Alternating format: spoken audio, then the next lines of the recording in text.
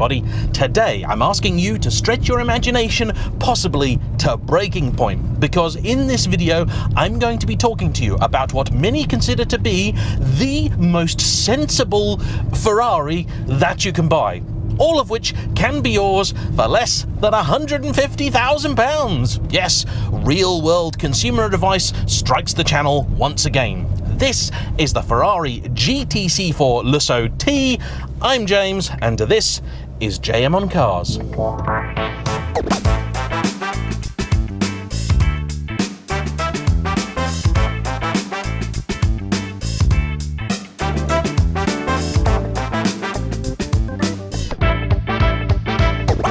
Rather like buses and betting shops, it would appear that Ferraris have been travelling in packs on the channel lately. Only a week ago, I drove a pair of 488 Pistas, aren't I a lucky boy? Then this afternoon, I shall be driving a 308 GT4, following on from the Mondial, its successor that I featured only a couple of weeks ago, and today I'm driving a GTC4Lusso T, only a week in real time after having driven the GTC4Lusso. So then, just in case you're not familiar with any of what I've just said, what is it that we're talking about today? Well, the GTC4Lusso was the last in Ferrari's line of front-engined V12 four-seaters. In many ways, their de facto flagship. Though I know a lot of people always think of the two-seater V12s as the Ferrari to have, actually, the four-seaters have always been a little bit more expensive. And this is a format which dates back to the company's inception. Four-seater front-engine cars were very, very important to Enzo. And so I, and many others, were very sad when we learned a few years ago this model line was to come to an end, with the GTC4Lusso being discontinued and its effective replacement, though Ferrari would tell you the start of a new model line, being the Puro Sangue, their 4x4 or SUV or FUV as Ferrari want to call it. And that's all well and good for the people that have been sat there crying out for Ferrari to make a 4x4. But for the rest of us, it was a very, very sad day indeed, because not only had Ferrari gone back on what many of us consider to be some of its core principles, it also meant the ending of this rather magnificent bloodline.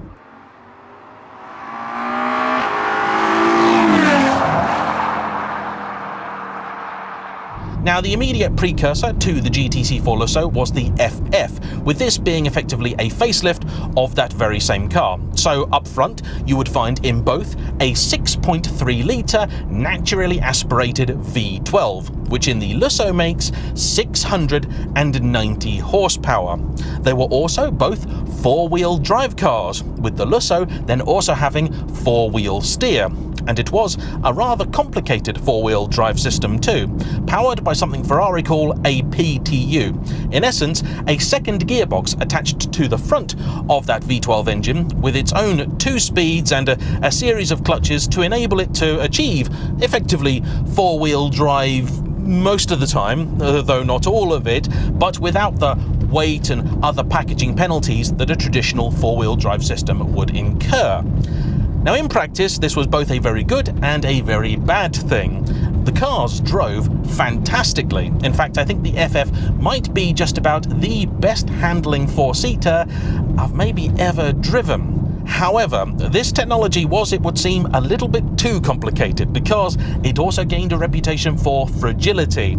And for every single person I've known that's had an FF, either the PTU has failed on them or the previous owner. It is really a case of when, not if. And to fix said PTU is about a £10,000 job, a big enough bill to put a lot of people off buying one.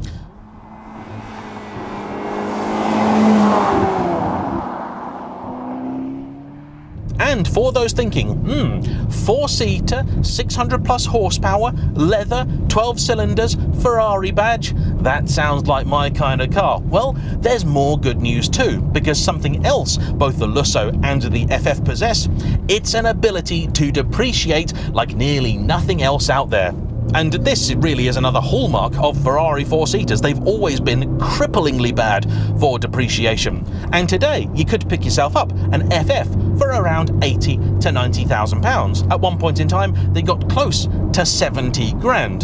They've gone up a little bit, partly because people now know they are the last of their breed, and partly because I think they were a little bit too cheap at one point. However, their reputation for being rather ruinous to run has kept prices somewhat depressed even when others have risen. And of course, there has always been this, the Lusso.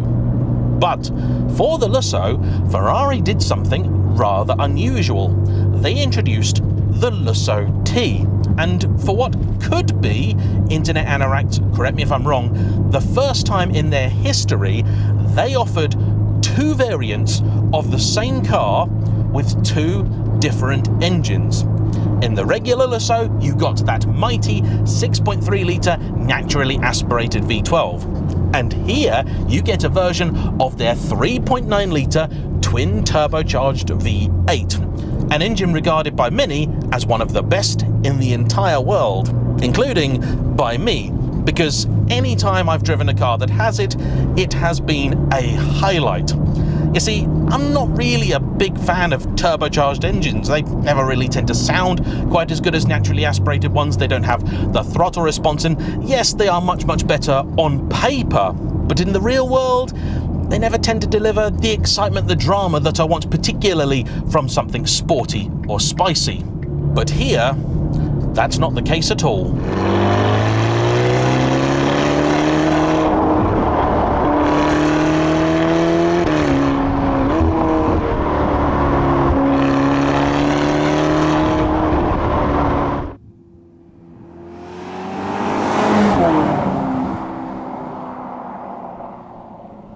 In fact, there are many I've spoken to, including those in Ferrari, who say that this, the T, is the one to buy.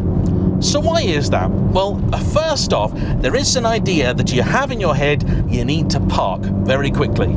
And that is the notion that this is the lesser car. Because though yes, it was a little bit cheaper to buy and made a little bit less power, Ferrari don't really do greater or lesser. Instead, this was just different, and they charged a little bit less because, well, there aren't quite as many cylinders. The reality is, though, that even on paper, things actually aren't quite as clear-cut as you might imagine them to be. First off, yes, this does make less power than the V12. That has 690 horses, this 610, or just over 600 if you want to use bhp.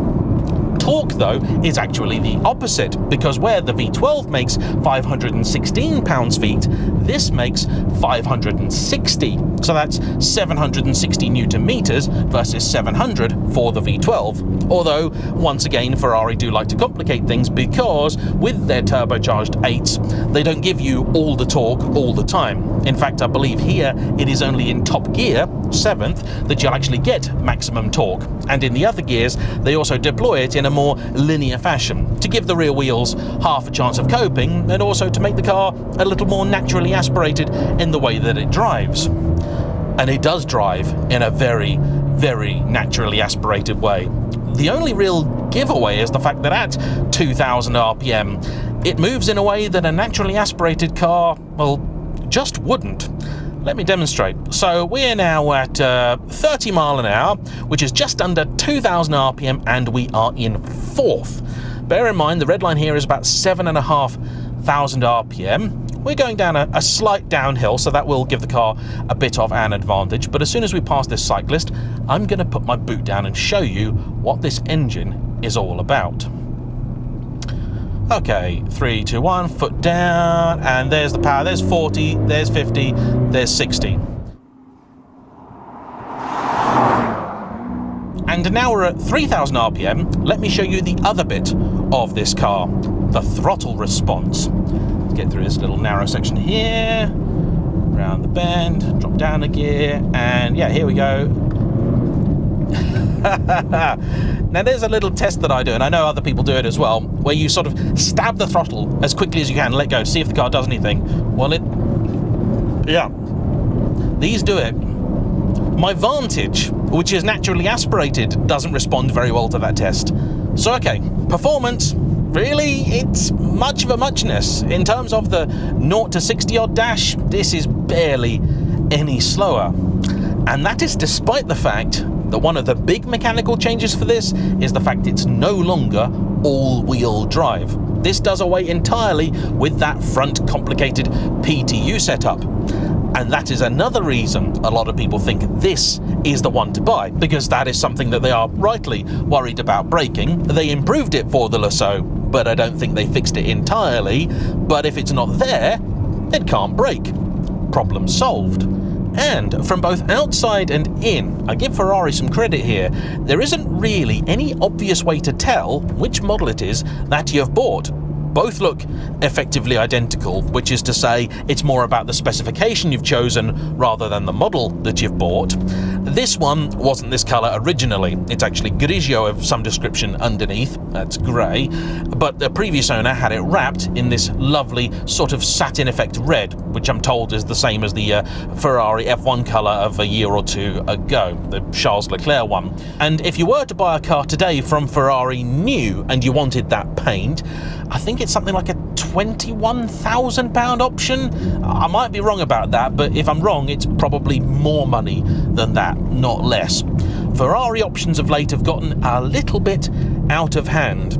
And that is one regret that Raymond, this car's lovely owner, says that he has, because when he bought it, he didn't really know all that much about Ferraris. This is his first. It is his first, in his words, family car, or I suppose special family car. He's got other cars that are more practical, a Defender and the like. He also, incidentally, has the new shape Honda NSX that I drove 3 years ago, a car that I'm very happy to say he still has and is intending on keeping. It's his daily driver, and the reason he doesn't use this as much is because, first off, people comment on it. It's a Ferrari. They talk about it in ways that they don't a Honda. And secondly, it's big. Really big. Yes, you could say it's only the size of a Range Rover, but Range Rovers are really big. You also sit much lower in this. You have acres of bonnet out the front, most of which you think you can see, but actually you can't. That makes doing stuff like what I'm trying to do now, manoeuvring, rather tricky. And one of the reasons I mentioned that bonnet is because something else this car doesn't have, a front camera. In fact, in terms of options, it doesn't have masses. You have the passenger display over there, which is nice and lovely, but if you sit in this seat, it's ultimately a gimmick, one that may or may not get you into quite a bit of trouble. On top of that, the car then has the usual smattering of carbon fibre inside, what Ferrari term the driver zone. Outside, there's only really a couple of pieces of carbon, the side blades and the little spoiler at the back. I think this is a beautiful looking car, and I've got to say, I love the shade. I know it's a wrap, but you know what? I don't mind, and the way Raymond sees it, if something happens to it, well, it's a wrap. It's not a problem. Though, incidentally, though there will still be a few people that bought one of these because they were the cheaper one, you're still talking about a car that when new was over £250,000. So I don't think too many misers actually ever got one. But as it happens, I was doing some window shopping on Auto Trader the other day, as you do, and looking at Lussos, knowing that I was going to drive a couple of them. And all of the ones that I would have bought with my money were Ts. Not because they were Ts, but because the specs were far more interesting. Actually, I'm not sure it doesn't even have the carbon driver zone, you know, because these paddles aren't carbon. Though that's never bothered me. I actually quite like the feel of the regular ones. Anyway, the Ts just seem to have more interesting colour combos and the like. The V12s do command a bit more money, realistically £25,000 to £30,000 more, and today the cheapest T can be yours for £125,000. Now at this point in time, that is a white one with a blue interior, and there's a reason white ones with blue interiors are always the cheapest. In fact, the V12 that I drove was white with a blue interior, and well, that's why that one was a bit of a bargain.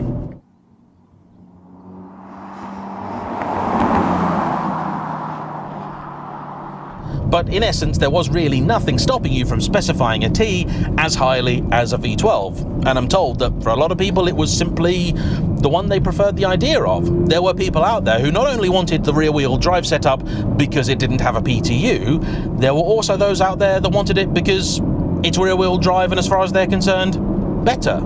And driving purists will also be keen to tell you that the car is a little bit lighter than the V12 by some 50 kilos, most of which has come off the front. It's still a heavy car though, weighing in at between 1.8 and 1.9 tons. So this car is actually 54% biased towards the back.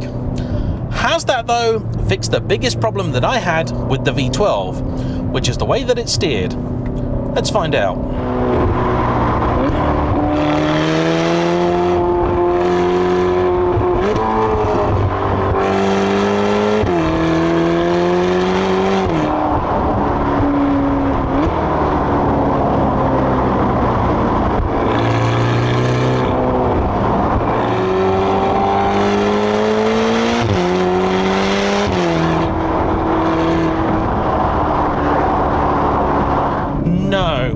The steering here is still just a little vague, and to be honest, that doesn't really surprise me because I suspect, having driven the FF, where the steering is great, and the Lusso V12, where it's not, the four-wheel drive system was never the culprit. Instead, I think it was either the way Ferrari have chosen to calibrate the steering here, making it a little less darty, a little smoother, or it's the rear wheel steer system, which yes does make it a little more agile, and honestly, considering it is a 5-meter long thing with a 3-meter wheelbase, you can drive it more or less like a Golf R, and that is an achievement. When it's nice and dry too, you can put the power down in spite of the loss of the all-wheel drive system, and Ferrari's traction is, well, it's some of the best. The gearbox is brilliant, the engine is magnificent, it is a very, very, very, very good car.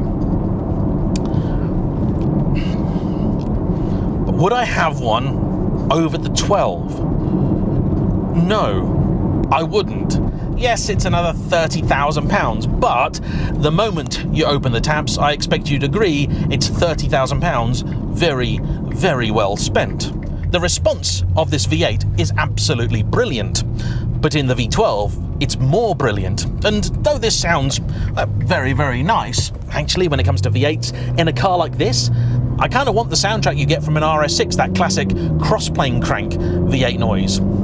That Ferrari V12 though, you can't beat that. It's just magnificent.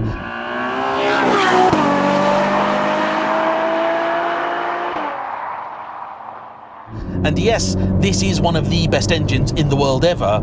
That V12 might be the best engine in the world ever. And if you thought you were going to save money by buying the V8, yeah, you'll save it when you buy the car, and if the PTU goes wrong, you'll save it again. But we're talking about 150 grand Ferraris here. None of them are particularly cheap to run. And if you thought you were going to save money on fuel, you are kidding just one person, and that's you. Both of them are thirsty. Is the V8 better? Yeah, probably. But having experience again of both engines, one of them is disgusting and one of them is obscene. Neither of them are good, but that's just the price you pay to play the game. And you know what? Minor gripe about the steering aside, the ride of this is so much better than the FF, and it's really the same as in the V12 that I drove. You put it in comfort, it is genuinely comfortable, and I'm driving it in sport now without bumpy road mode, and it's still exceedingly well damped. I'd prefer this with the panoramic roof, which you tend to see more on the Lussos than the FFs, but that's a matter of taste. Not everybody actually wants it. I would like it. And I think going forwards, these are going to be considered by many to be a slightly easier car to buy, to live with, to get on with day to day. It's got 4 proper seats, a reasonable sized boot, and I had a theory a few years ago that I put to people when my friend bought an FF for about 80,000 pounds, 80, 90 grand.